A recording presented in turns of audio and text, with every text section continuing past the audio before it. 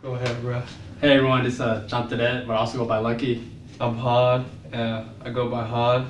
That's why you said that. This is a little bit different from the usual videos, but recently I was just wondering, how is the Soufend interpreted by other people? And how do we define, like, where do we draw the line in the Soufend? And necessarily what's affecting it right now. And I think one of the present problems is gentrification.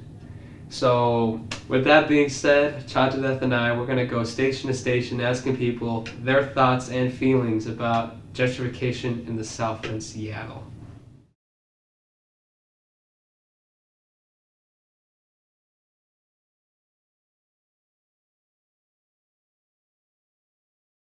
I don't know. I guess it just means like rich people moving into poor neighborhoods and taking it for themselves, kicking everyone out that was already here in the first beginning. Yeah. I just know that they got a bunch of these new homes, and they tore down Billy's house for one of them. Rest in peace, Billy's house. We're pretty bummed out about it because I used to live like 4 blocks that way. Oh, really? Born and raised here. Come up and down the streets. It looks a lot different now. No clue. Identification? Gentrification. Gentrification. I don't know. Been told that a lot of folks of color are having to move out maybe because a lot of white people are moving into South Seattle. I've heard a lot of that, and I've seen a lot of that too. Me being a white person myself, I just moved here, so maybe I'm part of the problem or part of that gentrification. However, having said that, I still don't make a ton of money. Like I'm not a higher economic bracket than I imagine most of my neighbors are. Yeah. I mean, my thoughts in particular are that, capitalism is like the root cause of it, obviously. A lot of good people are being pushed out because we can't make a lot of the rent. So I've been seeing a lot of my favorite stores and stuff kind of disappear, and a lot of places that I always used to pass by on the street, there's signs go down, and I kind of miss them a lot. I think it's I think it's a very bad thing for one, and it affects a lot of people, and people don't really realize it. And there's also people that people aren't aware of it, so then they can't protect themselves from it. And why do you think people are unaware of it? Because it's all a part of a system, so it's like they don't want people to know about it, so they can so they can continue to do it, because there's people that are benefiting from this, and they're not seeing how it's like impacting the people that have been living in the community for years. I mean, people moving here, is that always a bad thing? I mean, I think that would be the bad thing is housing prices going up so that people can't live there. South Seattle, I probably think of like Tacoma. Oh, that's pretty that's That's pretty south. That's pretty south. That's what I think of. Okay, so you're thinking more like the industrial area, or you're thinking more like Tukwila? That's even more still south. more south? Yeah. That's All right, well outside anyway, Canada. they're all kind of similar though in that sense. You get on the link rail and you go south, and there's graffiti and garbage, and absolutely, yeah, and there's lots of abandoned buildings and. This is not necessarily out of experience because I haven't spent a lot of time there, but just stereotypically, low income, not the nicest neighborhoods, a little bit more dangerous. I used to live in Beacon Hill, but that's about as far as it gets for me. And then it's not necessarily as nice as, Capitol Hill or downtown or Ballard, but that's the first thing that comes to mind. Okay.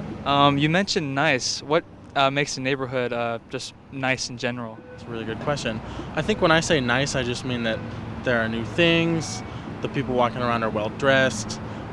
Well-dressed is the wrong word, but there's an air of higher income. Seattle area in the South End. But not very much, no. We're kind of north, and we spend first south as we go for recreation. If we have something to do, we do stuff. So you don't know like the Beacon Hill, the little Rainier Beach area? No, I've been there lots of times, but we don't go there for fun, We only go there if we have something to do there. Down in like Columbia City, Beacon Hill, Rainier Beach, they put a light rail there about 10 years ago. They built multi-family housing there, and so that causes lots of upping all the land value there, and maybe pushing more low-income families out of the area. When we originally moved from Washington D.C., and so that's kind of where got my education in gentrification. There it's pretty historic. Poor people of color kind of were pushed into a neighborhood. In DC it's Southeast. Here it's folks are getting pushed kind of out of the city into like Kent and stuff. Some of the factors in that are like development, as far as like people, you know, kind of building new things and then making them cost more, things like that. But there's also a lot of like anti-displacement efforts that are happening, at least on the south end of the city. So it does affect it. It affects the community that made this place. You know, they brought all the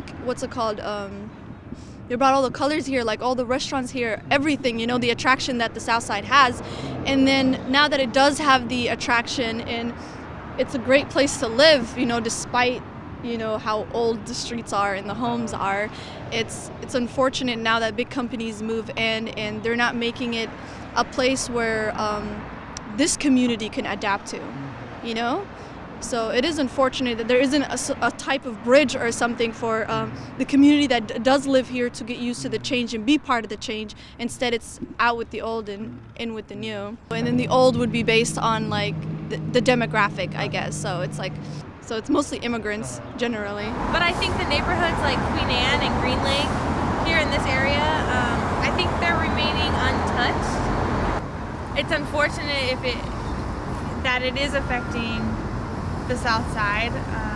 But in turn, I think the South Side, if it's improving and we're seeing less graffiti and less garbage and less of those things, then yeah, I think the rent should be raised. I would pay $100 more a month to live in a clean place.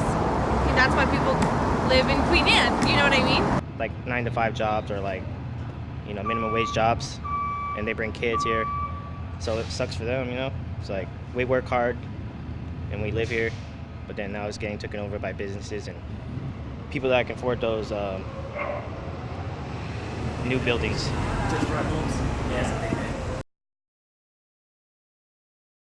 Different ages and backgrounds. Different generations, first, second. I would probably be very narrow-minded if I didn't grow up here and experience all these different things. Even right here, like Chinatown, that's already like a different culture. So one of the things that was a big draw of me to this particular area, heard a lot about the 98118 area code and how diverse it is. And so that diversity was definitely one of the big draws for me as someone being a person of color moving into Seattle and not, knowing as much about other areas and and knowing that they're not as diverse.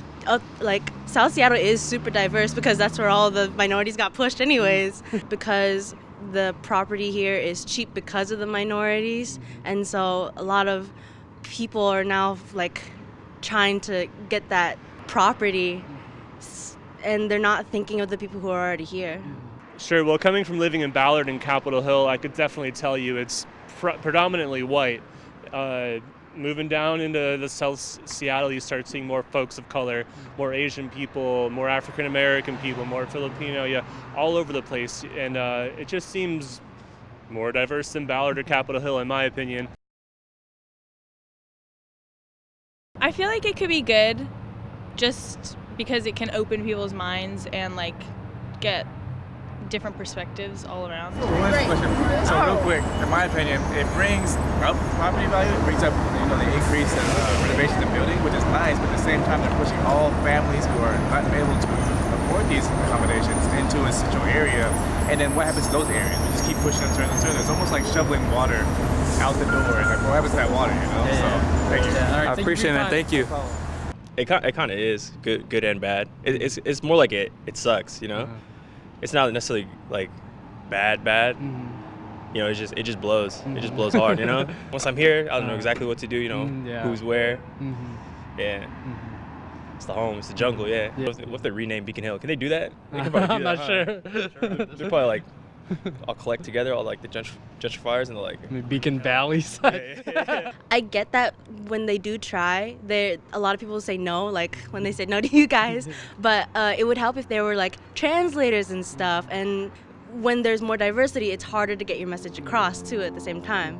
So you have to make information a lot more easily accessible, because that's the whole point of information, that people can understand it and they can understand what's going on. One good thing that I know is like the low-income housing. Like I know Assembly 1A offers that one, and the Station Othello apartment offers one, but they don't advertise as much.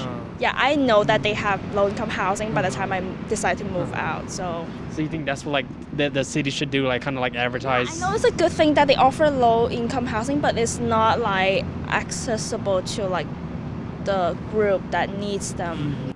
Invest in this community. So I guess I would say invest in this community, invest in the schools, invest in the small businesses here, you know, so that they can grow and that they can sustain living here, you know, and deal with the change, you know.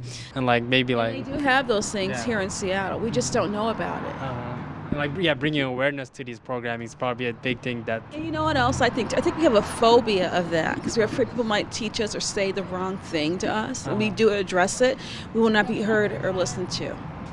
So I think if you were able to make pamphlets or something that's easily accessible and handed out to people and can be spread and spread it on the internet, just giving more information about what's going on so people know what the issues actually are, that would probably lead to more votes to help the issue in whatever way we can.